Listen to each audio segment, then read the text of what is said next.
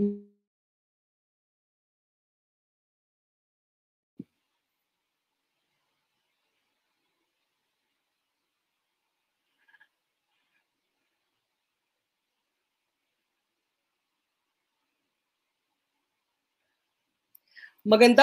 gabi po sa inyong lahat. Welcome to an episode of PhilStar Life Let's Talk session. We hope you and your family members are keeping safe and healthy and hopefully happy pa rin. Ito po ay session na sponsored by Medicard, ProLife UK, CDO, and Pacific Cross. Live streaming din po tayo sa PhilStar Life Facebook page. At siguro ngayon, marami kayong katanungan. Ang sabi nga nila, COVID-19 has infected nearly 1 million Filipinos. But all of us, 110 million Filipinos, have been affected. Okay, punta na po tayo sa ating unang speaker. Welcome po natin si Dr. Annalisa Ong. Annalisa Ong Lim, member of the DOH and IATF Technical Advisory Group.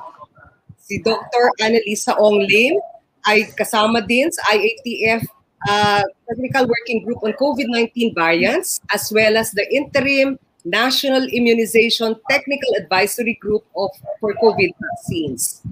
She is a professor at the University of the Philippines and is chief of the Division of Infectious and Tropical Disease of UP-PGH. She is involved in clinical trials of pediatric vaccines and has an extensive range of published works on pediatric health and infectious diseases.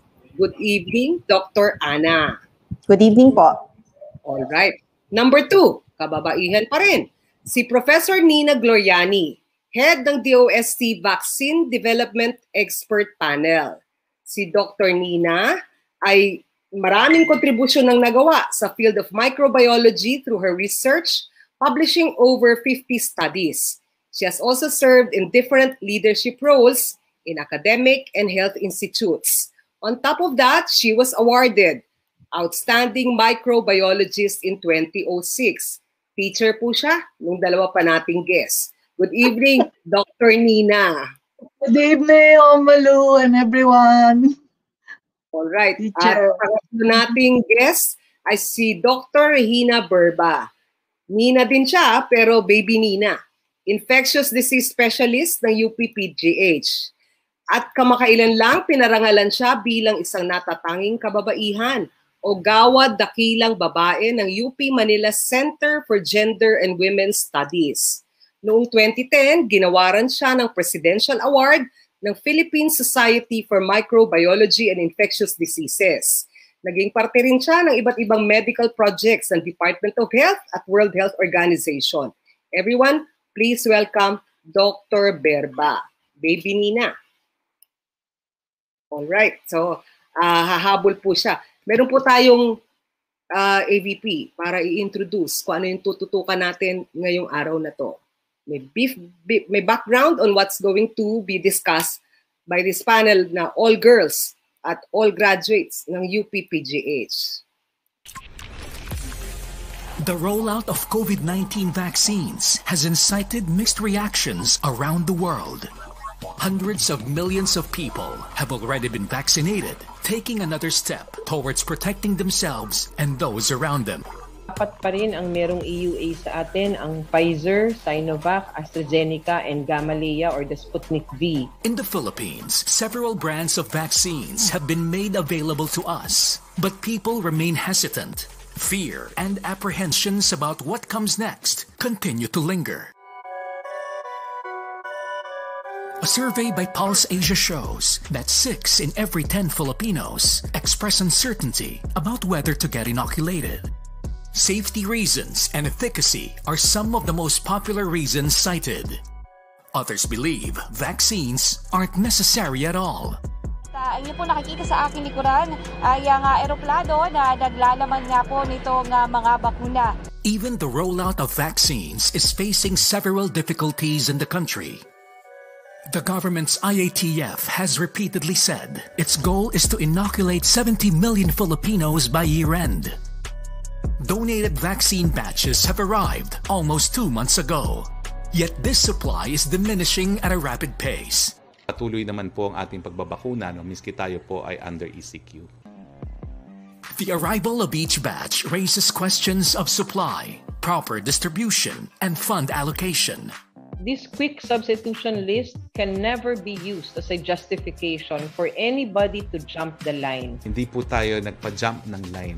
Sinusunod pa rin po natin yung order of priorities. All crucial to ensuring a safe and secure future for all Filipinos. Kailangan natin maintindihan ang ating mga supply ng bakuna dependent din sa global supply. COVID-19 vaccines are the new health standard across the globe. So much so that several countries are now studying if vaccine passports should become a requirement for entry and mobility. What our goal would be right now is to reduce mortalities, reduce hospitalizations, and ease the strain in our healthcare system.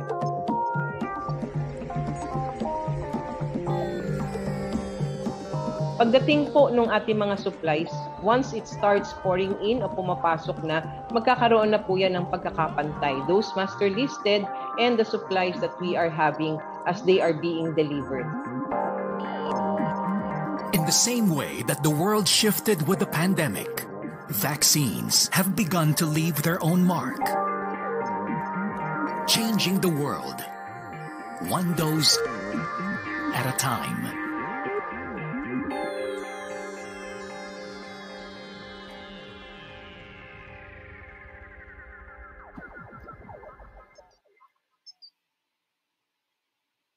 All right. Changing the world one dose at a time. Sa ating mga doc, paano ho yun? 6 sa bawat 10 Pilipino ayaw magpabakuna. May basis ho ba yung pangamba ng mga tao? Safe at effective ba ang mga bakunang ito? How could we convince people na all right lang magpabakuna? Doc Nina? Okay. We have many times said that yung labas namin na approved by FDA have gone through the stringent yung evaluation for safety, immunogenicity, yung kung makaka-elicit mo siya ng immune response, at yung efficacy po. Then plus stability and many other parameters. Yun po yung aming assurance na hindi yan basta-basta po in-evaluate at dumaan sa mahabang proseso. Hindi lang po sa amin. Dagdag na layer lang nga yung DOST, yung aming vaccine expert panel. Meron pa po dyan yung ethical review at tapos may sarili pa pong expert panel ang FDA. So at least 3 pong grupo, and after that, meron pa yung sa DOH, yung HTAC, yung ITAG, marami pa po. So yun po yun. Dr. Agnes, paano yun? Parang kahit naman nagpapabakuna yung karamihan, yung A1, A2, A3 ngayon, ano po, na priority groups. Pero parang wala pa rin ganong tiwala dahil sa una, napakatagal ng pagpipila, we skip the line, jump the line, at merong mga adverse reactions na nare-report. Hindi dito sa Pilipinas masyado, pero sa ibang bansa. How could you build confidence in the vaccines, Dr. Ana? That's a really interesting question, Ma'am Malu, kasi I think we need to consider the fact na multifactorial yung issue about hesitancy. Parang may mga tao na nag-aalangan kasi di nila masyadong naiintindihan yung tungkol sa bakuna. Yung iba naman, hindi naiintindihan yung sistema kung paano ba napili yung mga bakuna, which Dr. Gloriani just shared with us. Yung iba naman, nadadala ng mga bali-balitang naririnig nila, whether totoo or fake news. Yung iba, syempre, meron din namang karanasan na nanggaling sa kanilang past experiences that might be impacting their decision to take the vaccine or not. So I think my point is it's not a one-size-fits-all. Importanteng intindihin natin kung ano yung pinagmumulan ng hesitation at i-address natin kasi bawat isa naman yun mahalaga Dapat sinasagot, di ba? Okay. I-welcome po natin si Dr. Berba. Doc Berba, welcome po sa ating session. Paano ho yung tingin ninyo? Kasi yung ibang mga tao, isahan natin sa bakuna na available na, yung Sinovac. Recently, ang direktor ng China Centers for Disease Control, si Gao Fu, admitted that Chinese COVID-19 vaccines, ang effectiveness or efficacy low, and the government is considering mixing them to get a boost. The Philippines has over 1 million Sinovac doses. Ang frontliners natin na injecta ng Sinovac. mas exposed sila. Comment nga ho. Doc Berba? Parang wala pa. May technical problem po yata tayo. Nawawala siya. Paano yun, Doc Nina? Yung Sinovac, ang China mismo admission na medyo mababa ang efficacy niya. I think there was a problem in translation doon. Inamin nila later yon. Kinorek nila agad yon kasi actually medyo na-dismaya ako nung narinig ko yon. Pero yun nga, yung translation. And then we have to, na-explain na namin several times yung vaccine efficacy numbers. Depende yan kung sinong grupo ang tinest nila. In the case of Sinovac, 100% healthcare workers sa Brazil. So doon naging yung 50.6%. Now sa iba, yung Pfizer, Moderna, yung mga iba, general population plus a few elderly, and different times po nung ginawa yung kanilang trials. Kaya iba-iba ang ating mga datos. But it does not mean na maho-compare natin sila na ito mas mababa, mas mataas. So meron pong konteksto, may pinanggagalingan yung mga data na yan. So yun yung parati naming ine-explain.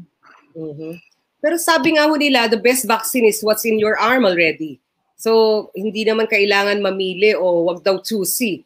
Ang kwento lang po siguro is ano ho yung problema natin ngayon kung available ang Sinovac, may AstraZeneca, pero hindi yata pwede na the same dose. Kanina po nasa balita kayo, Doc Nina, yung dose 1 mo kung iba, dahil wala namang ganong available vaccine, pwedeng ibang bakuna yung dose 2? Pwede po ba yun? Nabanggit ko yun doon sa kapihan kasi may nagtanong nga, ano yun, parang another scenario yun. As much as possible, gusto natin the same platform, the same vaccine brand. And we hope na dadating yung supply. Pero in the event nga po na nagkakaroon ng problema sa pagdating ng supply, medyo mahaba-haba na yung interval, we have to consider na kaya yun po yung parang nabanggit ko rin na pinag-aaralan namin proactively ano yung posible nating gawin. Susundin ba natin yung ginagawa nila abroad ngayon na nagmi-mix and match sila? We can draw some, parang magmo-modeling tayo doon. Pero on our own, we should have our own. Kasi titignan po natin kondisyones natin dito. But we're proactively looking into that. Okay. Bago maging ma-delay yung pagdating ng vaccine. Doc Ana, ito pa mga bakuna na to, vis-a-vis the new variants, ano po yung efficacy? Or ano yung prospect? Di ba po, ang bakuna daw, piniprevent na severe to critical. Ang kaso ng COVID natatama sa isang tao. Sa new variants, ano yung efficacy ng ating mga bakuna? Very limited pa po yung information natin along those lines. But conceptually, what we need to consider is yun namang antibodies na ginagawa against the spike protein. So if you imagine this to be the head and this is the body of the spike protein, hindi naman yung isang portion lang ang tinatamaan yan eh. So maraming epitopes or maraming portions ng spike protein ang tinatarget. So magbago man yan, maiba man yung itsura, pwede pa rin na meron pa tayong bisa, yung antibodies na ginagawa ng katawan natin once we're vaccinated. So, ina-anticipate na pwedeng bumaba ng konti yung visa ng bakuna pero hindi naman natin sasabing totally ineffective siya. Okay. Pagka po visa, ibig sabihin nun may period o interval, ano po, na tayo'y protektado? Pakipaliwanag nga po yung iba-ibang available vaccines sa atin. Sa ngayon, 2, AstraZeneca at Sinovac. Ano yung period na protected ka? Ako ba sasagot nun? Opo, Doc Nina. Ano ho yun? Sige. Ganito, it doesn't matter ano ang vaccine, But usually, itong na-test, 2 doses. Yung sa first dose, mag-initiate pa lang tayo ng konting immune response. Siguro mga 2 weeks meron ng konti. We're not saying na protective na yan. Pag nag-second dose, yung second dose, and most of the vaccine efficacy computations ay doon na-derive yung 2 weeks after the second dose, doon tinitignan yung endpoint na yon. Kasi doon yung time na we expect na may enough protection na sa yung nabakunahan. So we wait a while. So let us say 2 months yung mga ganon. Hindi agad-agad po na dadating yung antibodies, magbi-build up pa sila. Okay. So, ibig sabihin, yung 2 doses talaga pong standard yon. Hindi pwedeng one dose lang. Johnson & Johnson lang yung one dose. Ano po? Sorry, I have to there. But we have to reconsider that na yung one dose kasi may data sila na sinubmit na yung second dose ay mas maganda, mas mataas po antibodies. Pero syempre, under a pandemic, pag kukunti yung supply, yun yung kanilang parang yung one dose. Option na ino-offer po yun. Na Doc Ana, meron tayong binago, no? Dapat frontliners, medical frontliners yung pangunahin, A1, pero later on, pinayagan na yung mga seniors. Ano po? So, nag-allow na yung A2 at A3 categories, yung may comorbidities. Paano po yun kung kulangin yung bakuna para sa second dose ng mga nabakunahan? Dahil Marso po, nagsimula na yung pagbabakuna. So, magdadalawang buwan na. Ibig sabihin, falling due na yung kanilang second dose. Ano yung supply na available? Yun naman pong mga deployment natin for the different subcategories ng A group. Naplano rin naman po yun base doon sa availability ng bakuna at kung gaano na yun lumabas. So, for example, doon po sa kaso ng AZ, alam naman natin na we can wait about 12 weeks before the first dose, before we start giving the second dose. So, nung una po, yung hinatid po ng COVAX facility na 525,000 doses, pinlano po yan na sana yun na po yung dalawang doses for about 280-something thousand recipients. Pero nung sinabi naman ng COVAX na sigurado sila makakapaghatid sila nung second dose natin, binigyan na natin ng pagkakataon na mas maraming taong makatanggap ng first dose. So the same thing with Sinovac. Nakaplano naman po yan na everybody will have the second doses at the time that they're required to receive it. Okay. So wala naman dapat agam-agam yung mga tao doon. Ano po? Ibig sabihin, darating ang supply. Sabi nila end of April. At that's for COVAX po, no? Yung pong ating AZ. Tapos siguro if I may add po, Ma'am Malu, yun naman po kasing mga intervals na ibinibigay natin for vaccines.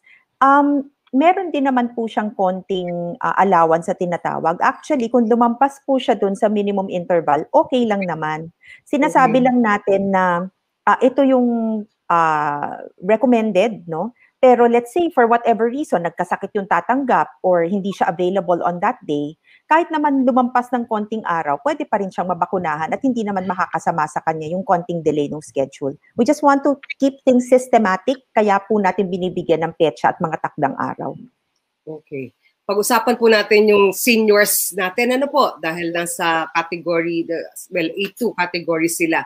Dati sabi bawal sa mga seniors yung Sinovac o hindi recommended. Tapos ngayon pwede na rin daw. Nagkaroon ng green light for Sinovac to be administered to senior citizens and temporarily na-suspend naman yung use ng AstraZeneca. So ano po yung sitwasyon? Safe sa seniors ang Sinovac? Pakipaliwanag nga po yun. At ba't nagbago na pwede na? Ako po ba yan, ma'am? Okay, actually kami nag-recommend. So, we were asked by the DOH na i-revisit yung mga data. Alam nyo, yung EUA, meron naman yan, allowance ba yun? O pwede siyang ma-amend. Kasi at emergency use nga lang, as new data come in. Now, actually, yung unang-una pa, hindi naman talagang sa bawal siya, kundi sa seniors, kundi kukunti yung naging participants doon sa trial. Kaya hindi makagawa ng very definite conclusion. Alam nyo naman dito sa atin, may statistical analysis and so on. No? Pero kung sa safety, wala tayong problema. So binalikan namin actually lahat yon, phase 1, phase 2, and interim phase 3. Safety ng yung young, 18 to 59, saka yung elderly, 60 years and above, halos pareho, mild to moderate mga side effects, largely pain lang yung mga ganyan, ano? Yung immunogenicity, yung kanilang antibodies na na-produce, tinignan din, konti lang yung diferensya. So yung nakuha ng mga antibodies, na-produce na antibodies ng mga 18 to 59, ay halos o konti lang yung diferensya doon sa elderly. Mababa ng konti yung elderly, but that is expected. Pero nandun yon. So yun yung parang ginawang basehan na lang kasi kulang yung pang-calculate nung efficacy. Pero dahil nga nasa tayo, pandemya, konti ang vaccine, we had to reconsider. Pero wala pong issue sa safety ito. All right. At sa mga bata, 18 and above, pwede rin po. Yun yung sinasabi ninyo. Kasi nung una, parang meron din uncertainty. Yung sa healthcare workers, medyo nagka-problem. Yung mga teenagers po, 18 years old and above? Pwede 18 above, pwede talaga sila. Okay. Di ba, Dr. Ana? Yes, from the start po talaga, Ma'am Malu, yung EUA ng Sinovac was always 18 to 59 with stable clinical condition. Yun po yung pagkaka-word ng EUA. So, noon pong kinailangan na rin po nating bigyan ng access yung ating elderly population. Yun nga, in-explain po ni Professor Nina yung review process na pinagdaanan, and it was deemed appropriate na pati sila ay sakupin na rin ng EUA. All right. Pakipaliwanag ko, kasi sa mga tao, siguro ito may agam-agam na magpabakuna. Pagka meron kang bakunado ka na, kailan magkakaroon ng protection at immunity? Ano po yung period na yun? Kasi may mga reports na meron ding na-infect pa ng COVID-19 kahit matapos na silang mabakunahan. Pakipaliwanag ho yun para klaro sa mga tao. Can you still get infected? And there have been cases na na-infect. Can I take that, Ma'am Nina? Yes, ma'am. Oh, yes. Ikaw na, Dr. So, yun pong, pag tayo po ay nabakunahan, as Professor Gloriani mentioned earlier, hindi po kaagad-agad ang bisa ng bakuna. Kailangan medyo bumuelo muna natin, kailangan bumuelo yung immune system natin para gumawa siya ng mga sundalong pamproteksyon. So, karaniwan, inaabot ng 2 linggo, matapos na makatanggap ng isang bakuna bago magsimula yung pagtaas ng level ng antibodies. And then it takes a little time for the full protection to set in. Now, syempre, dun sa panahon na yon na bago pa bumubuelo, pwede tayong nahawaan na. Habang bumubuelo, pwede pa rin tayong mahawaan, and so on, no? Kasi itong mga bakunang to, ang sinasabi pa lang sa datos natin ngayon is nakakabawas siya nung severity nung sakit, yun pa lang yung information na meron natin. Pero hindi tayo sigurado kung nakakapigil siya ng panghawa at panghahawa. So that one, we don't know. And that's why kahit bakunado na, kailangan pa rin may protection. All right. At kailangan po ba talagang 2 doses? Paano kung na-miss mo yung second dose? Kailangan bang bumalik ka square one? Ulit na naman? Dose 1 and then dose 2 ulit? Halimbawa po, gano'n ang mangyari dahil kulang yung supply o hindi siya nakapunta sa second dose niya.